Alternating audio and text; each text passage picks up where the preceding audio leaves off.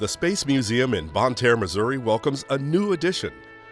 After nearly 4 years of extensive work by retired McDonnell aircraft engineers, the Grissom Center is now open. All of us are volunteers here at the museum. We're not paid anything, and we've been working since January of 2015, coming down almost every Saturday, working 1 day a week. In regard to the engineers that were here today, I am absolutely amazed. The youngest one is 85, I think, maybe 86. They've been here every weekend, almost every weekend for the last 3 years. That same kind of drive and energy, commitment, resolve is the same kind of drive and energy and commitment that took us to the moon in a single decade. These gentlemen that allowed us to do that are now living that same paradigm and allowing this to exist. Named after space royalty, astronaut Virgil Gus Grissom and his brother Lowell Grissom, Apollo 1 Memorial Foundation board member, the Education Center houses rare artifacts that tell the history of space exploration. We have to be willing to take risks. Gus Grissom is kind of our patron saint here. He made a speech 1 week before he died in the Apollo 1 fire. And he said, we want people to understand that space exploration is worth the risk of life. And if something happens, we want them to accept it, to pick up the pieces and go on.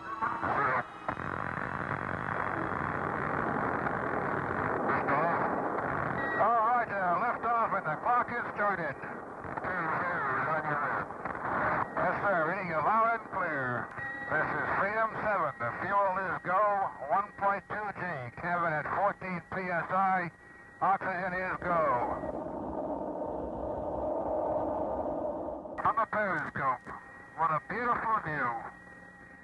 I think we need to know the history in order to get that inspiration and follow in the footsteps of those that have gone before.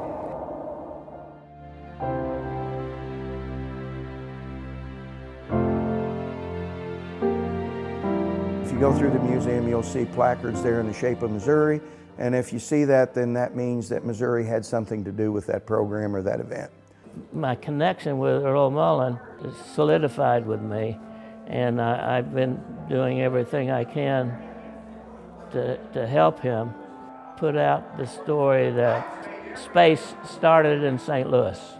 These innovative engineers began working for McDonnell Aircraft Corporation in St. Louis during the 1950s. With the simple technology of that era, they designed and built the Mercury and Gemini capsules, the spacecraft that launched America's Man in Space program, carrying astronauts into orbit and traveling around the Earth. History was made. It was these early NASA programs that paved the way for the Apollo missions. Decades later, the iconic engineers now enjoy the opportunity to share their legacy with the next generations.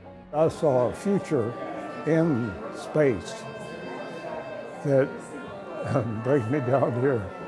Every Saturday for the last 3 years, I've been coming down here working on this space program. And to see where it is today makes me really proud to be able to do it. Anything that we can do to create an interest in the young people today to get into the STEM programs and get into space, I think is very worthwhile. And I would hope that this facility would give them a little bit of inspiration to do so. It's really incredible.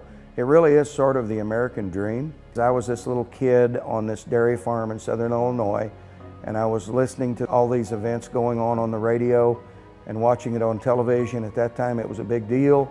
We would have gatherings in our school and we would watch these space launches on television.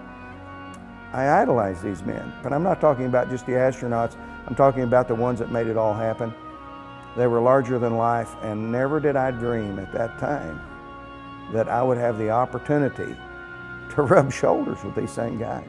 They seemed unapproachable and untouchable, and I found out the thing that's true of all of them is they're just good, grassroots individuals with big hearts, big ideas, and big dreams.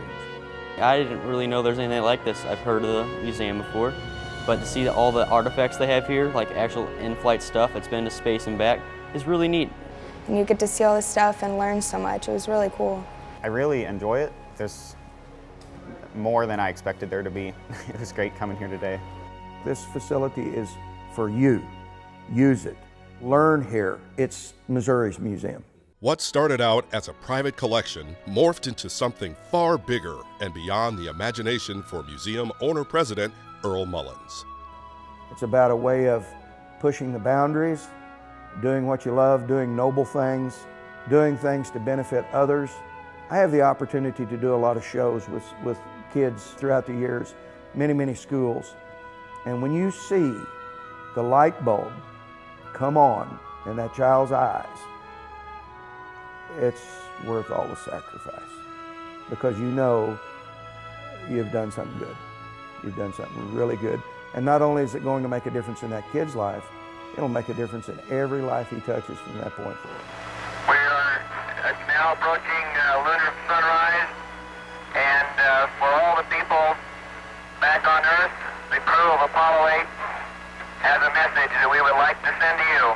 God bless all of you on the good Earth.